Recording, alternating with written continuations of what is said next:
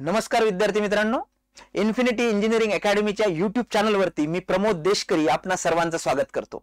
विद्यार्थी मित्रांनो, महाजनको या डिपार्टमेंटच्या एई आणि जेई या लेवलच्या ज्या पोस्ट आहेत त्याच्यासाठीची ऑनलाइन एग्जाम फॉर्म फिल करण्याची जी प्रोसेस आहे ती ऑलरेडी सुरू झालेली आहे।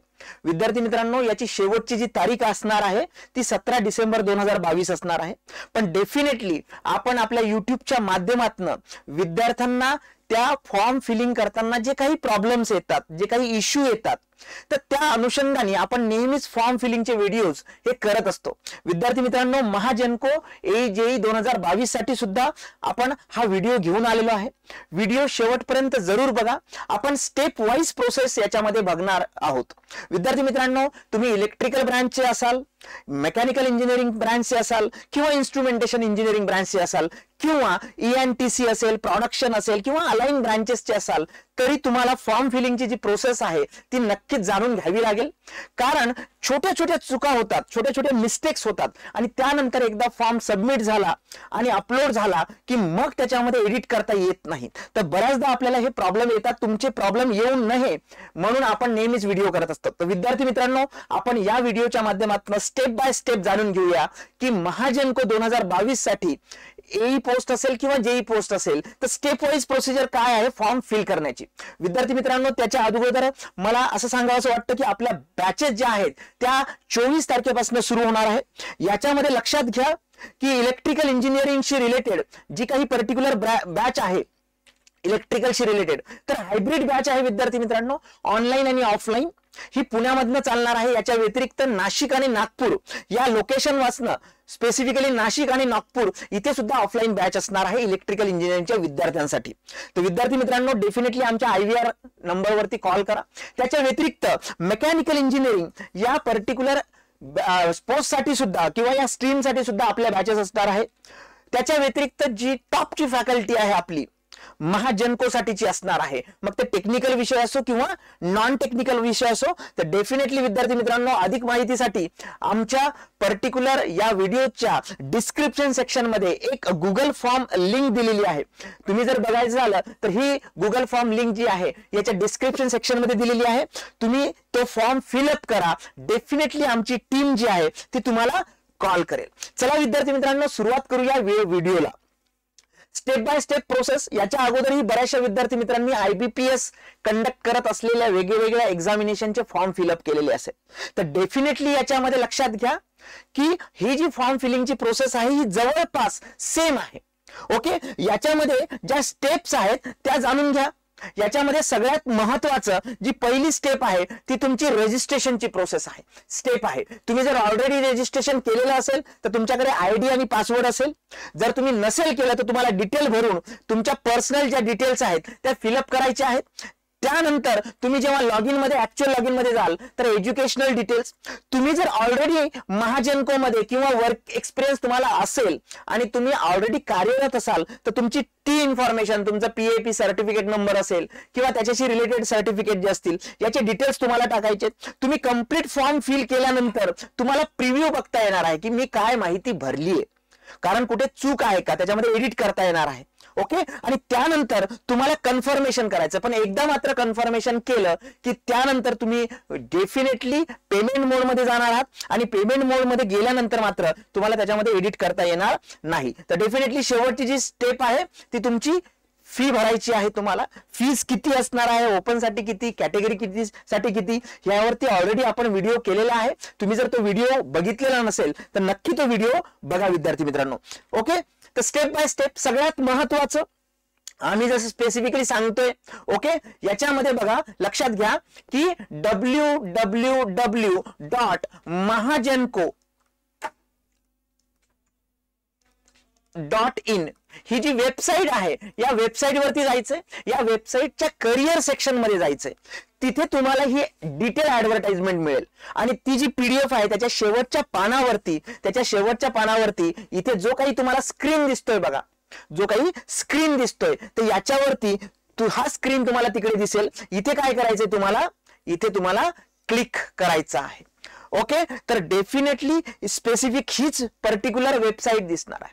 आता याच्यानंतर सगळ्यात महत्वाची गोष्ट की इथे तुम्ही जर बघितलं तर तुम्ही जर नवीन युजर असाल, पहिल्यांदा रजिस्ट्रेशन करायचं असेल तर click here for new registration करावं लागेल, म्हणजे तुम्हाला इन्फॉर्मेशन त्याच्यामध्ये फिलअप करावं लागेल. आणि जर तुम्ही ऑलरेडी रजिस्ट्रेशन केलेलं आहे आणि तुमच्याकडे तुमचा रजिस्टर्ड नंबर आणि तुमचा पासवर्ड असेल तर हा कॅप्चा टाकून आणि सबमिट करून तुम्ही लॉग इनला जाऊ शकता. विद्यार्थी मित्रांनो, याच्यामध्ये परत एकदा सांगतो की जसं IBPS याच्या अगोदरचं होतं त्याच्यामध्ये व्हॅलिड मेल आयडी आणि व्हॅलिड मोबाईल नंबर हे खूप महत्वाचं आहे. तर क्लिक न्यू रजिस्ट्रेशन मध्ये तुम्ही गेलात तर त्याच्यामध्ये तुम्हाला काही बेसिक इन्फॉर्मेशन इथे फिलअप करायचे आहे. फॉर एक्झाम्पल तुमचं फर्स्ट नेम त्याला कन्फर्म करायचंय, मिडल नेम त्याला कन्फर्म करायचंय आणि लास्ट किंवा सरनेम त्याला सुद्धा पर्टिक्युलर तुम्हाला कन्फर्म करायचं आहे. आता याच्यामध्ये सगळे डिटेल्स आणि काही इम्पॉर्टंट माहिती त्यांनी इथे दिलेली आहे. तर ही सगळी माहिती सुद्धा तुम्ही एकदा नीट वाचा. त्याच्या व्यतिरिक्त जसं मी सांगितलंय की व्हॅलिड मोबाईल नंबर आणि अल्टरनेटिव्ह मोबाईल नंबर आहे, याच्यामध्ये हे मॅन्डेटरी नाही आहे, पण तुम्हाला हा मोबाईल नंबर जो आहे तो कन्फर्म करायचा आहे. त्याच्या व्यतिरिक्त तुमचा valid email ID with domain name आणि त्याच्या व्यतिरिक्त तुमचं स्पेसिफिक कन्फर्मेशन हे सगळं डिटेल दिलं म्हणजे ही तुमची झाली बेसिक इन्फॉर्मेशन. याच्यावरनं तुम्हाला काय होईल, तुमच्या मोबाईल नंबरवरती आणि रजिस्टर्ड ईमेल आयडी वरती तुम्हाला स्पेसिफिक क्रेडेन्शियल्स मिळतील लॉग इन करण्यासाठी. येते लक्षात? आणि हे सेव्ह नेक्स्ट करायचं आहे आणि नेक्स्टला जायचं. ओके, त्यानंतर महत्वाचा पार्ट म्हणजे तुमचा फोटो आयडी आणि तुमची साइन.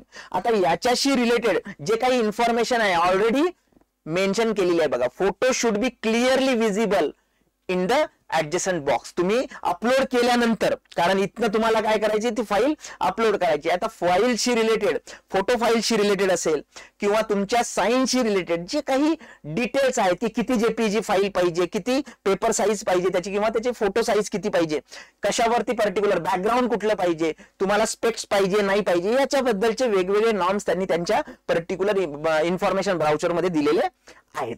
ओके, तर डेफिनेटली हे कन्फर्म करायचंय. अपलोड करायची फाईल फोटोची वेगळी आणि तुमच्या साईनची जी आहे ती वेगळी करायची आहे. याला कन्फर्मेशन करायचं आहे. डेफिनेटली नेक्स्ट वरती गेला की स्पेसिफिकली त्या पर्टिक्युलर ज्याला म्हणतो आपण विंडो स्क्रीन मध्ये तुम्हाला तुमचा फोटो आणि जी काही तुमची साईन आहे हे विजिबल आहे नाही चेक करायचं. जर तिथे काही मेसेज आला रेड कलर मध्ये तर तुम्हाला परत अपलोड करावा लागेल. साईज त्याच्यापेक्षा जास्त आहे, साईज कमी आहे.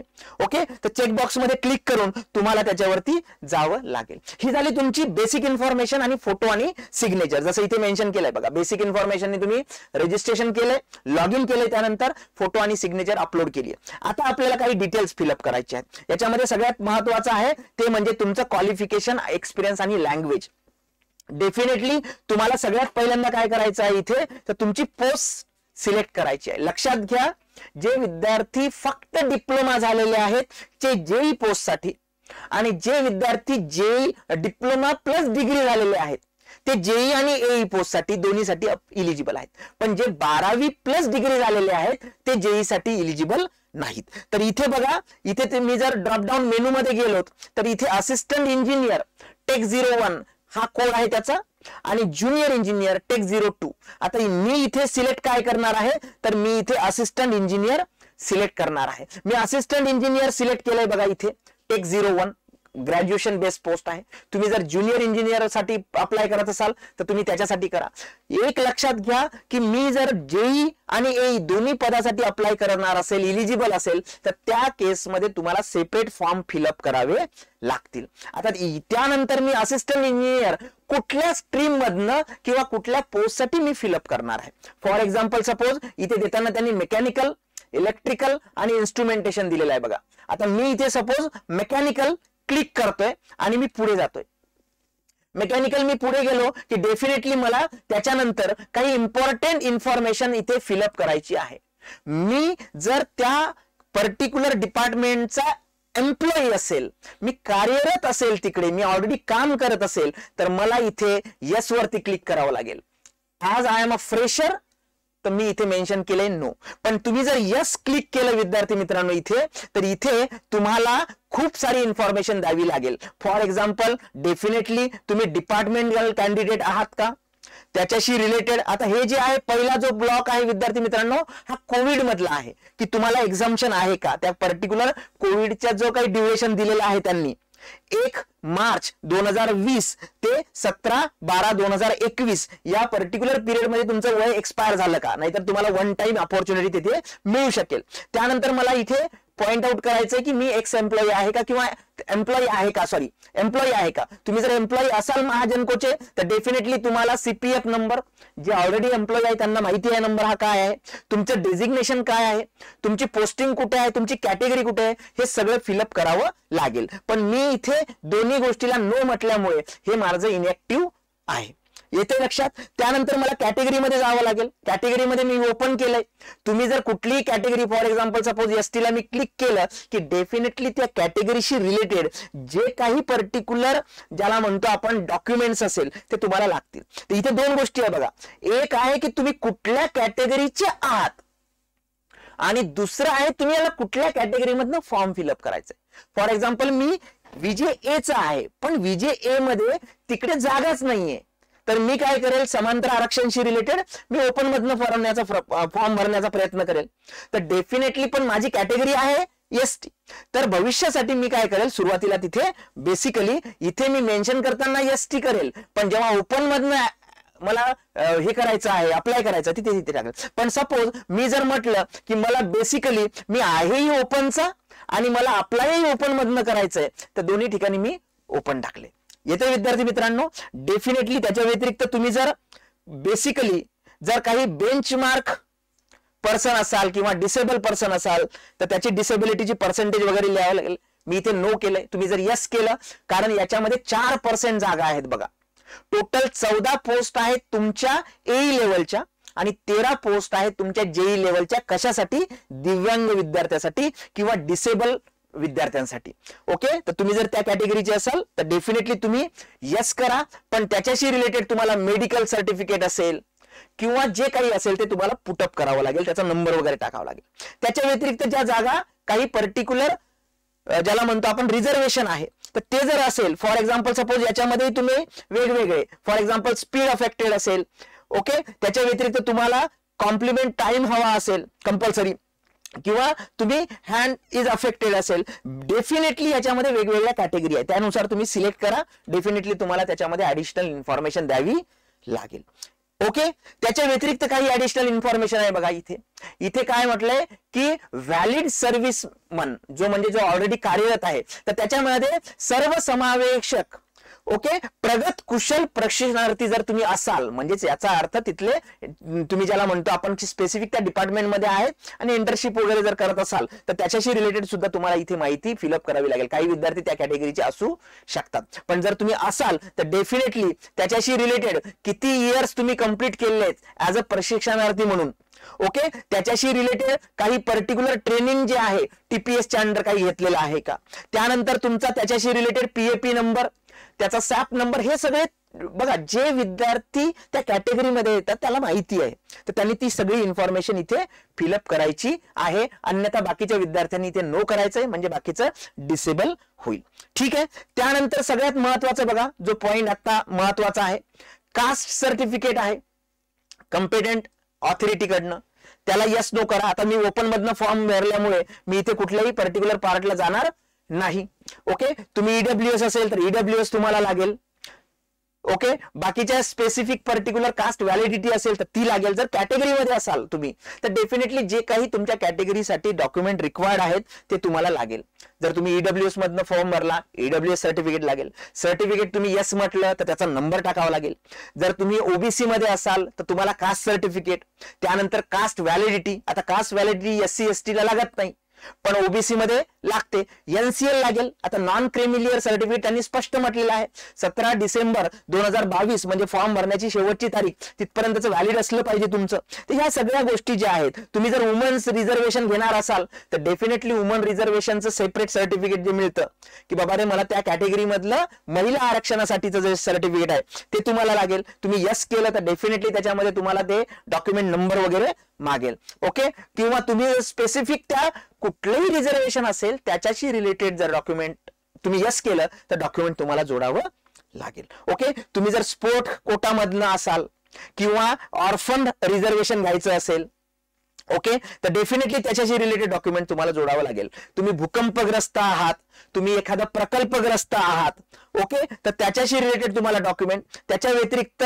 व्हॅलिड नॉन क्रेमिलियर, आता बघा इथे सुद्धा त्यांनी जे नॉन क्रेमिलियर आहे त्याची व्हॅलिडिटी म्हटलेलं आहे. आणि मी तुम्हाला आता सांगितलं की त्यांनी ऍडव्हर्टाइजमेंट मध्ये काय म्हटलेलं आहे. आणि तुम्ही त्याला यस केलं की डेफिनेटली क्रेमिलियरला यस केलं की हेही टाकावं लागणार तुम्हाला, आणि तुम्हाला सर्टिफिकेट नंबर सुद्धा टाकावा लागणार. मागच्या वेळेसचा अनुभव असा आहे, बऱ्याचशा विद्यार्थ्यांना सर्टिफिकेट नंबर वरती किंवा सर्टिफिकेट वरती जो सर्टिफिकेट नंबर आहे तोच कळत नव्हता. मग त्या केसमध्ये लक्षात घ्या की त्यांनी एक डिजिटल नंबर तिकडे दिलेला असतो, तो नंबर त्याचा डेट सहित असतो. ओके, त्यानंतर सगळ्यात महत्वाचा पार्ट आहे तो म्हणजे एक्झाम सेंटर. विद्यार्थी मित्रांनो, ही एक्झाम सेंटरची लिस्ट आहे. आता बाकीची जी आता एटीपी वगैरे एक्झाम झाली त्याच्यामध्ये एक्झाम सेंटर विचारलंच नव्हतं आणि डायरेक्टली तुमचा होम डिस्ट्रिक्ट त्याच्यामध्ये आला होता तुमचं एक्झाम सेंटर. पण आता इथे चॉईस आहे. याच्यामध्ये जर आपण बघितलं तर मुंबईसाठी वेगवेगळे 3 स्पेसिफिक पर्टिक्युलर रिजन त्यांनी दिले. पुणे, अहमदनगर, कोल्हापूर, औरंगाबाद, जळगाव, लातूर, अमरावती, नागपूर, धुळे, नांदेड, चंद्रपूर आणि नाशिक हे वेगवेगळे पर्टिक्युलर लोकेशन दिलेले आहेत. या लोकेशन मधनं तुम्ही ते सिलेक्ट करू शकता. त्याच्या व्यतिरिक्त तुमचे बाकीचे जे काही पर्टिक्युलर इन्फॉर्मेशन आहे ती इन्फॉर्मेशन तुम्ही भरू शकता. विद्यार्थी मित्रांनो, सगळ्यात महत्वाचं की तुमचे पर्सनल इन्फॉर्मेशन इथे भरायचं आहे. डेट ऑफ बर्थ आहे. Date of birth definitely SSC किंवा स्कूल लिव्हिंग सर्टिफिकेटच्या नुसार असली पाहिजे. त्याच्यामध्ये काही चेंजेस असेल तर डेफिनेटली आताच ते करेक्ट, जे काही प्रॉपर वे आहे त्याच्यासाठी की कुठलं व्हॅलिड आहे, कुठल्यावरती एक्झॅक्ट डेट आहे, ऑटोफिल होणार ते. जेंडर लिहायचंय. त्याच्या व्यतिरिक्त तुमची पर्सनल इन्फॉर्मेशन काही भरायची आहे. ओके, तर ही पर्सनल इन्फॉर्मेशन सगळं आईचं नाव असेल किंवा स्पेसिफिक ऍड्रेस असेल, तुमचा करस्पॉन्डन्स ऍड्रेस आणि तुमचा परमनंट ऍड्रेस हा जर एकच असेल तर ऍज अबो किंवा तो मेन्शन करू शकता किंवा वेगवेगळे असं तरी मेन्शन करू शकता. हे याच्यासाठी महत्वाचं आहे विद्यार्थी मित्रांनो. अगोदर आपल्याला पोस्टल सगळं कॉल लेटर वगैरे यायचंय. आता मेल वगैरे वरती येतं, त्याच्यामुळे इथे मात्र तरी तुम्ही डिटेल ऍड्रेस फिलअप करावा. त्याच्यामध्ये हे सगळं व्हॅलिडेट करायचं आहे. आता जेपर्यंत काही भरलंय आपण याच्यामध्ये पर्सनल इन्फॉर्मेशन आहे, एज्युकेशनल क्वालिफिकेशन आहे, पोस्ट आहे, ओके, कुठल्या ब्रांच मधनं स्ट्रीम मधनं भरणार ते सगळं आहे, आणि तुमचं कॅटेगरीशी रिलेटेड वगैरे आहे. तर हे सगळं व्हॅलिडेट केलं की डेफिनेटली स्पेसिफिक तुमचं पर्टिक्युलर पार्ट तुम्हाला मेन्शन करता येईल. आता सगळ्यात महत्वाचं की तुमचं क्वालिफिकेशन, एज्युकेशनल क्वालिफिकेशन. तर इथे जे डिटेल्स भरायचे आहेत ते एज्युकेशनलशी रिलेटेड. फॉर एक्झाम्पल सपोज इथे डिग्री, डिप्लोमा तुम्हाला सिलेक्ट करायचा आहे. त्याचं डेट ऑफ पासिंग, आता ज्या विद्यार्थ्यांकडे नुसतं प्रोव्हिजनल सर्टिफिकेट असेल तर जो फॉर्म फिलिंगचा शेवटचा डेट आहे 17 डिसेंबर 2022 तोपर्यंत तुमच्या हातामध्ये तुमची मार्कशीट असलीच पाहिजे. परस्यूम करणारे इथे चालणार नाही, कारण तुम्हाला काय करायचंय, तुम्हाला पर्सेंटेज ऑफ मार्क्स आणि ग्रेड सुद्धा फिलअप करायचा आहे. ज्यांचा CGPA असेल, जो SGPA असेल किंवा पर्सेंटेज दिलेले असेल ते कन्व्हर्जनचा फॉर्म्युला बघा मागच्या वेळेस आपण डिस्कस केलेला आहे मागच्या काही फॉर्म फिलिंगच्या व्हिडिओज मध्ये.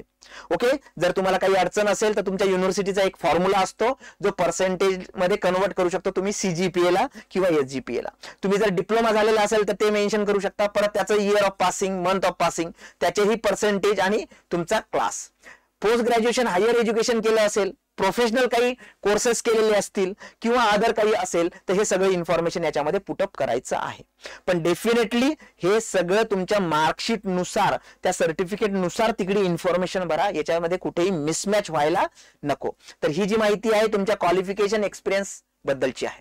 त्याच्या व्यतिरिक्त जी लँग्वेज साठी आहे, ओके, तर लँग्वेज साठी तुम्हाला त्यांनी मेन्शन केलंय बघा, सेकंडरी स्कूल येते लक्षात किंवा रेकग्नाइज युनिव्हर्सिटीशी रिलेटेड. तर इथे जे आहे Marathi language as a one subject, इथे तुम्हाला यस नो करायचं आहे. त्याच्या व्यतिरिक्त त्यांनी ऍडिशनल इथे खाली certification for the Marathi language read, write, speak, म्हणजे तुम्हाला बोलता आलं पाहिजे, ह्याच्याशी रिलेटेड सर्टिफिकेट तुमच्याकडे असणं आवश्यक आहे. 2 पैकी एक गोष्ट तुमची असणं आवश्यक आहे. याचा प्रोफॉर्मा सुद्धा त्यांनी ऍडव्हर्टाइजमेंट मध्ये दिलेला आहे. जे विद्यार्थी CBSE, ICSE बोर्डचे आहेत, ज्यांना मराठी विषय नव्हता, तर त्या विद्यार्थ्यांनी त्या फॉर्मॅट मध्ये ते certificate with seal and signature of competent authority हे भरणं गरजेचं आहे, नाही तर तुम्ही इलिजिबल नाहीत. ठीक आहे. त्याच्यानंतर बघा बेसिकली आपण काय करतोय, हे मेकॅनिकल इंजिनियर प्रोडक्शन. आता मी सुरुवातीला बघा मेकॅनिकल साठी पुटअप केलं होतं. आता मेकॅनिकल साठी जर पुटअप केलं तर डेफिनेटली त्याच्यामध्ये अलाइन ब्रँचेस सुद्धा आहेत, industrial, production, thermal engineering, mechanical and automation. तर हे माझी स्ट्रीम कुठली आहे ते मला फिलअप करावं लागेल. म्हणजे मग जे आपण इथे स्पेसिफिकली इथे जे मेन्शन केलं डिग्री, इथे मी जर पर्टिक्युलर डिग्री मेन्शन केली तर त्याच्यानंतर मला हे सगळं फिलअप करायचं आहे. आपण एकाच स्लाइड मध्ये ते सगळं डिस्कस केलं. ओके. डेफिनेटली तुम्हाला जी स्पेसिफिक लँग्वेजेस आहेत वेगवेगळ्या, मराठी, इंग्लिश किंवा अजून कुठल्या असेल, तर ह्या लँग्वेजेस आहेत रीड, राईट आणि स्पीक जर करता येत असेल तर त्या असोसिएटेड लँग्वेजला तुम्हाला टिक करायचं आहे आणि हे सगळं काय करायचंय, व्हॅलिडेट करायचंय. डेफिनेटली मी तुम्हाला मगा सांगितलं, सगळी इन्फॉर्मेशन फिलअप करताना केल्यानंतर एकदा त्याचा प्रिव्ह्यू बघा की मी काय फिलअप केलेलं आहे. कारण याच्यामध्ये जर काही चुका असेल तर तुम्ही एडिट करू शकता, पण जर एकदा तुम्ही तो फॉर्म सबमिट केला तर तुम्हाला त्याच्यामध्ये चान्स मिळणार नाही. Okay okay. हे सगळे जे प्रोसेस स्टेप बाय स्टेप आहे याचं डिक्लेरेशन तुम्हाला द्यायचंय. त्याच्या व्यतिरिक्त तुम्हाला जर तुम्ही मॅरिड असाल, मी जर मॅरिड तिकडे मेन्शन केलंय, तर तुम्हाला किती अपत्य आहे, ओके, त्या पर्टिक्युलर डेट पर्यंतचे हे सुद्धा मेन्शन केलंय. कारण आपल्याला काही GR माहिती आहेत की 2 पेक्षा जास्त अपत्य असेल तर काय पर्टिक्युलर कंडिशन्स आहेत. ओके. हे सगळं तुम्ही ऍग्री केलं, त्यानंतर हे सगळं रजिस्ट्रेशनची प्रोसेस तुमची कंप्लीट होणार. ओके. आणि त्यानंतर बेसिकली तुम्हाला पर्टिक्युलर पेमेंट मोड मध्ये जाण्यासाठी ते सिक्युरिटी कोड. आता हे सगळं व्हॅलिडेट केल्यानंतर आपल्याला कुठे जायचंय, पेमेंट मोड मध्ये जायचंय. आता मी ओपन कॅटेगरी मध्ये फॉर्म फिलअप केल्यामुळे 944 म्हणजे माझा 800 रुपये ए पोस्ट साठीचा आणि ऍडिशनल GST असं मिळून ही अमाऊंट आहे. जर तुम्ही कॅटेगरीची असेल तर अमाऊंट कमी होईल. इथे हा कॅप्चा फिलअप करायचा आहे आणि सबमिट केलं की पेमेंट गेटवे वरती मी जाणार. ठीक आहे. आणि डेफिनेटली तुम्ही याच्यामध्ये क्रेडिट कार्ड असेल, डेबिट कार्ड असेल किंवा कुठलेही डेबिट कार्ड असतील, इंटरनेट बँकिंग असेल, वॅलेट कॅश कार्ड असेल, QR असेल, UPI असेल, पण याच्यामध्ये मॅक्सिमम आम्ही नेहमी जे विद्यार्थ्यांना सांगतो की इंटरनेट बँकिंग तुम्ही प्रिफर करा. कारण काय होतंय की बऱ्याचदा नाहीतर गेटवेला प्रॉब्लेम येतो आणि मग ते आपण फॉर्म फिलअप केलेला असतो पण पेमेंटच झालेलं नसतं, विद्यार्थ्यांचे कॉल येतात. ओके. तर विद्यार्थी मित्रांनो, कुठलाही पेमेंटचा गेटवे यूज करून तुम्ही पेमेंट करू शकता. ओके. आणि तुम्ही फॉर्म सबमिट करू शकता. याची प्रिंटआउट ठेवा, सॉफ्ट कॉपी ड्राईव्हला नीट ठेवा, म्हणजे भविष्यासाठी आपल्याला कामी येईल. ही simple step by step process होती विद्यार्थी मित्रांनो. विद्यार्थी मित्रांनो, स्टडी मटेरियल बद्दल बोलतोय आपण. आपल्या ऍडिशनल एक बुक्स वरती सुद्धा व्हिडिओ आपण तयार केलेला आहे, तो सुद्धा आपल्या YouTube चॅनल वरती अवेलेबल आहे. तुम्ही तो सुद्धा जरूर बघा. इन्फिनिटी अकॅडमीचं महाजनकोसाठीचं खास स्पेशल पुस्तक, ज्याच्यामध्ये अगोदरचा 2016चा क्वेश्चन पेपर, त्याच्या व्यतिरिक्त सगळे टेक्निकल विषय कव्हर होणार आहेत. तर हे पुस्तक सुद्धा ऑनलाईन अवेलेबल आहेत. त्याच्या व्यतिरिक्त आमच्या वेगवेगळ्या ब्रांचेस वरती पुणे, नाशिक, नागपूर, सोलापूर इथे सुद्धा अवेलेबल आहे. जसं मी सुरुवातीला सांगितलं, इलेक्ट्रिकल इंजिनिअरिंग साठी पुणे, नाशिक, नागपूर इथे ऑफलाईन आणि हायब्रिड बॅच पुण्यावरनं ऑनलाईन आणि ऑफलाईन. त्याच्या व्यतिरिक्त मेकॅनिकल साठी सुद्धा बॅचेस अवेलेबल आहे. विद्यार्थी मित्रांनो, कुठलाही पर्टिक्युलर जर तुम्हाला डाऊट असेल तर डेफिनेटली आमच्या सोबत कॉन्टॅक्ट मध्ये राहा. आपली बेस्ट फॅकल्टी टीम आहे, फॅकल्टी पूल आहे, जो टेक्निकल आणि नॉन टेक्निकल मध्ये ऍप्टी आणि रिझनिंग, बँकिंग लेवलला PO ऑफिसर जे प्रोसेस असतात त्याच्यासाठी जे फॅकल्टी आहे ते फॅकल्टी आपल्याकडे आपण युटिलाइज करतो. विद्यार्थी मित्रांनो, कुठलाही तुम्हाला प्रॉब्लेम असेल तर आपला जो IVR नंबर आहे बघा, 7887811411, याच्यावरती कॉन्टॅक्ट करा. नक्कीच इन्फिनिटी अकॅडमीची टीम जी आहे ती तुमच्यापर्यंत येईल. ठीक आहे विद्यार्थी मित्रांनो, जर तुम्हाला काही शंका असेल, डॉक्युमेंट्स बद्दल काही शंका असेल, NCL बद्दल काही शंका असेल, एक्सपिरियन्स बद्दल काही शंका असेल तर नक्कीच कमेंट सेक्शन मध्ये कमेंट करा आणि आमच्या YouTube चॅनलला सबस्क्राईब करायला विसरू नका. धन्यवाद.